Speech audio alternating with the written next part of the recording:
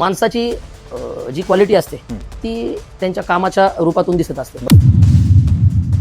मला आदरणीय प्रकाश भाऊंची एक आवर्जून गोष्ट सांगावीशी वाटते तुम्हाला.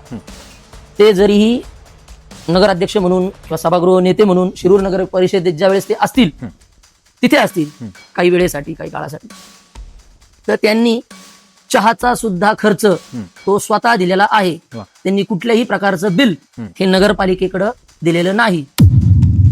पंचवर्ष केलं जरी ते आपल्यात नसतील तरी मला असं वाटतं आपण त्यांच्या विचारधारेसोबत गेलं पाहिजे. आज आमच्या आई ज्या उभ्या आहेत नगराध्यक्ष पदासाठी, सो अलकाताई खांडे, तर त्या सुद्धा त्या विचारधारेतल्याच आहेत.